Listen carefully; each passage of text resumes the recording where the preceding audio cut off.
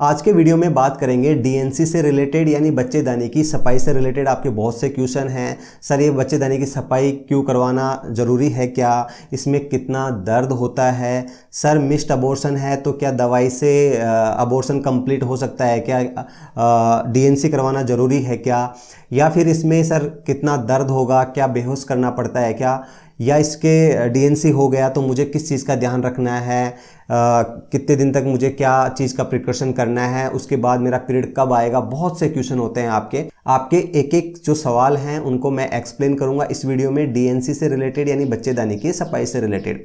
सबसे पहला क्वेश्चन आपका है कि बच्चेदानी की सफाई क्या हर महिला को करवाने की आवश्यकता होती है? तो इसमें हर महिला को आवश्यकता नहीं होती है। किसी की बच्चेदानी में या प्रेगनेंसी से रिलेटेड प्रॉब्लम होती है तभी ही डीएनसी करवाई जाती है। सबसे पहले हम बात करते हैं प्रेगनेंसी की, यानी किसी को अनवांटेड प्रेगनेंसी हो गई है, वो नहीं चाहती बच्चा पर उसको प्रेगनेंसी हो जाती है, उसको वो रिमूव करवाना चाहती है, तो उसके लिए डीएनसी है। अब कई बार महिला सोचती है कि गोली खाने से गर्भपात यानी डीएनसी की आवश्यकता ही नहीं हो, मैं गोली खा के कर सकती हूँ क्या? तो गोली में इसमें प्रॉब्लम हो सकती है आपको।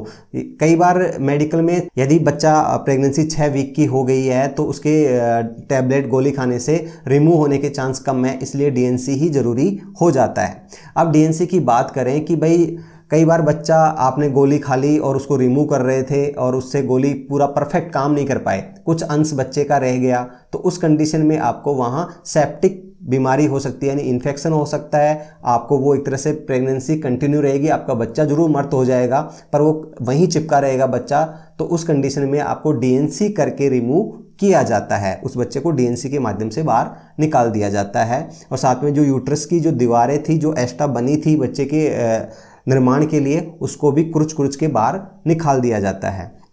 फिर दूसरा बात आता है कि कई बार ऑटोमेटिक ही 1-2 महीने में मिस्ड अबॉर्शन हो जाता है। मिस्ड अबॉर्शन का मतलब ये है कि यानी महिला को प्रेगनेंसी है और वो बच्चे की धड़कन चली जाए या तो धड़कन आए ही नहीं, मतलब बच्चा 2 महीने बाद 3 महीने बाद जब भी अल्ट्रासाउंड कराते हैं महिला शॉक में जाती है, डॉक्टर भी देखता है कि इसमें तो बच्चे की धड़कन नहीं आ रही, तो उस कंडीशन में क्या हो गया है, एक्चुअली वो मिस्ड अबॉर्शन हो गया है, बस बच्चा बाहर नहीं आया आपकी बच्चेदानी से, जो एक तरह से आपका डैमेज हो चुका है, यानी जो फिटल पॉल होता है, सैक होता है, वो भी विजिबल ढंग से नहीं होगा। और इसके माध्यम से ये है कि अगर 6 वीक से कम का है वो, तो उसमें क्या किया जाता है, गोली से गर्भपात करवाया जा सकता है। पर अगर 6 वीक से ज़्यादा है तो डॉक्टर आपको एक यही सलाह देगा कि आपको डीएनसी करवानी पड़ेगी। अब डीएनसी करवाने में कितना दर्द होता है या इसको कितनी देर बेहोश रखा जाता है?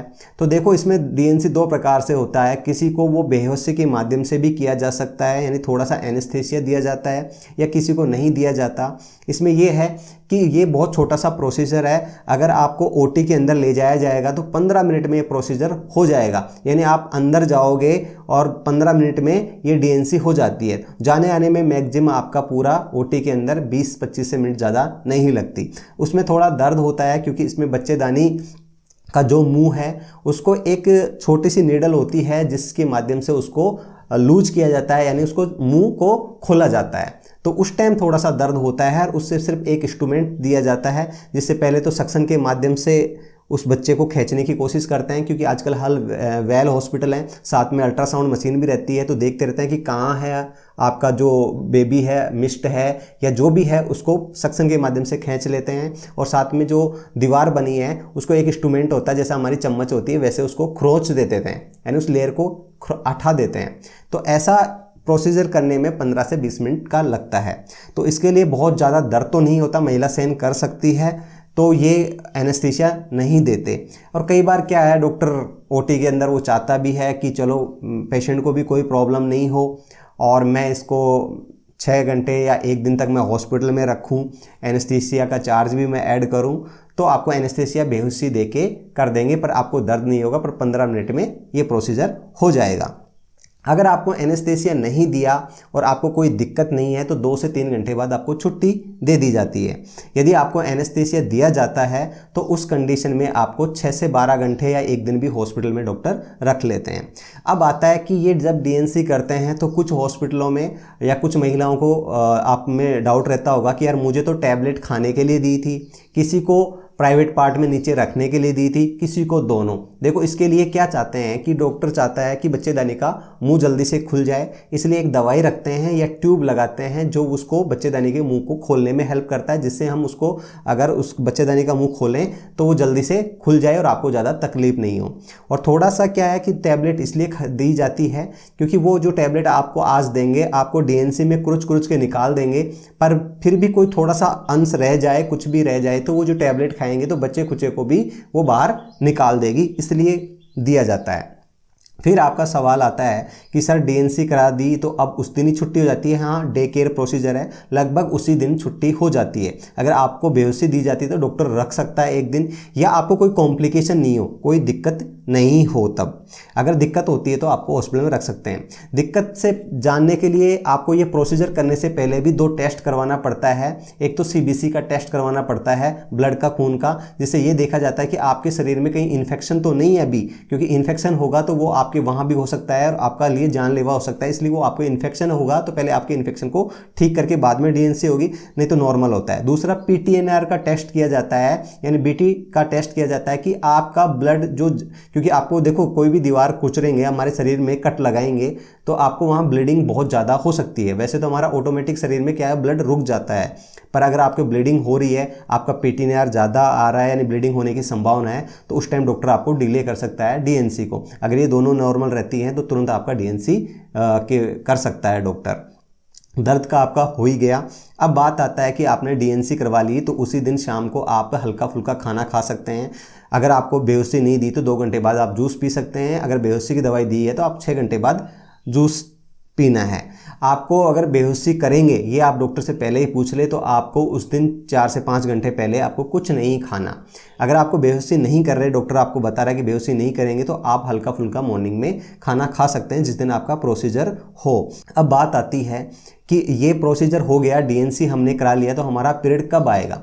लगभग 1 या 1.5 महीने में पीरियड आता है, आ जाता है नॉर्मली, पर इस पीरियड जो होता है वो थोड़ा हैवी हो सकता है, ब्लीडिंग ज़्यादा हो सकती है, बड़े बड़े क्लॉट आ सकते हैं। तो ये थोड़ा सा आपका एबनॉर्मल पीरियड्स देखने को मिल सकता है आपको, पर उसके बाद में आपको पीरियड्स रेगुलर हो जाएंगे, आपको हार्मोनल की कोई प्रॉब्लम नहीं है। तो अगर आपको हार्मोनल, थायराइड या और कोई प्रॉब्लम है तो ये पीरियड्स आपके इरेगुलर हो सकते हैं। फिर बात आती है कि चलो सर हमने डीएनसी करवाई है, अब किस चीज़ का ध्यान रखें? तो आप थोड़ा सा न्यूट्रिशन ज़्यादा लें, क्योंकि हमारे शरीर में कहीं भी कट लगता है तो वो घाव भरना ज़रूरी है। तो ऐसे ही हम बच्चेदानी में कट लगाते हैं तो वो ब्लीडिंग ना हो, वहाँ घाव जल्दी से भर जाए, इसके लिए आपको खट्टे फल यानी विटामिन सी की आवश्यकता होती है। साथ में डॉक्टर आपको एंटीबायोटिक्स देगा।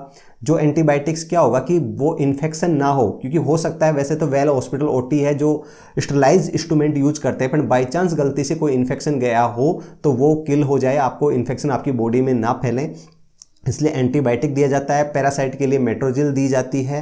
और अगर आपको वाइट पानी की डिस्चार्ज रहता था उस टाइम, या आपको सफ़ेद छड़छड़े आते थे, जैसे मतलब दही जैसे आते थे, इसका मतलब आपको फंगल इन्फेक्शन भी था, तो फंगल के लिए भी एंटी फंगल मेडिसिन भी आपको दी जाती है। अब क्या होता है कि डीएनसी कराने के बाद में 4-5 दिन छोटे छोटे आपके ब्लीडिंग के स्पॉट देखने को मिल सकते हैं आपको, यानी थोड़ा थोड़ा सा आपको आ सकता है, सफ़ेद सा डार्क सा ब्लड सा आपको दिखाई दे सकता है, आपके पैंटी पे आ सकता है, या आपको कई बार जब वॉशरूम जाओगे तो आपको ऐसा थोड़ा थोड़ा रिसाव आ सकता है। ये एक तरह से नॉर्मल है। अगर बहुत ज़्यादा हो तो आपको डॉक्टर को दिखाना है, इसका मतलब आपके अंदर ब्लीडिंग चल रही है। अब बात आती है कि इस चीज़ को हो गया है और आपको 5-7 दिन तक ऐसे कोई बहुत ज़्यादा नॉर्मल पानी से धोना है, प्राइवेट पार्ट को कोई वी वॉश ये नहीं करना है, कोई भी ऐसा कोई चीज़ नहीं लगाना जिससे आपको इन्फेक्शन हो, या उसको कोई प्राइवेट पार्ट से छेड़छाड़ नहीं करना। सिर्फ अगर ऐसा कुछ आता है तो आपको नॉर्मल पानी से धोना है। और वॉशरूम लगातार क्लीन रखें, क्योंकि इन दिनों आपको इन्फेक्शन होने का चांस ज़्यादा रहता है। पानी ज़्यादा पिए, जिससे पेशाब ज़्यादा से ज़्यादा करें, जिससे क्या हो, आपका जो यूट्रस है, यानी कई बार क्या होता है पेशाब में जलन होने की शिकायत भी देखने को मिल जाती है, क्योंकि ये इन्फेक्शन इधर उधर आपके यूट्रस से या उसके ब्लैडर तक पहुंच सकता है। तो इसका मतलब आपको वॉशरूम क्लीन के साथ में आपको पानी ज़्यादा पीना है कि आपके पेशाब में जलन ना हो। दूसरा, न्यूट्रिशन का आपको अच्छे से ध्यान रखना है। कोई हैवी एक्सरसाइज नहीं करनी, नॉर्मल आप चल सकते हो, उसी दिन आप हल्का फुल्का आपका घर का भी छोटा मोटा आप काम कर सकते हो, किचन में आप खाना बना सकते हो, या आप बस कोई हैवी काम नहीं करना, बाकी आप कर सकते हो। और फिर आता है कि इसमें दर्द बहुत कम होता है, आप एनेस्थीसिया की आवश्यकता नहीं है, पर प्राइवेट हॉस्पिटल में ऐसा देके कर दिया जाता है। अब नेक्स्ट वीडियो हमारा आएगा कि डीएनसी होती कैसे है, यानी उस 3D के वीडियो के माध्यम से मैं आपको बताऊंगा कि डीएनसी कितनी सिंपल प्रोसीजर है। इसलिए आप कभी भी गोली अपने मन से ना लें, आप वेल डॉक्टर, एक अच्छे डॉक्टर से ही दिखा के करें। अगर आपको इन दिनों अगर बुखार आ जाता है डीएनसी कराने के बाद में, या आपके ठंड लग के कपकपी आती है, या हैवी ब्लीडिंग होती है, बहुत तेज दर्द होता है, तो आप जिस डॉक्टर से डीएनसी करवाए थे उससे तुरंत जाके संपर्क करें, क्योंकि ये कॉम्प्लिकेशन का संकेत हो सकता है। मैं हूं मिस्टर श्याम, एम्स हॉस्पिटल में। यदि आपको ये मेरा वीडियो अच्छा लगा तो प्लीज़ चैनल को सब्सक्राइब जरूर करें।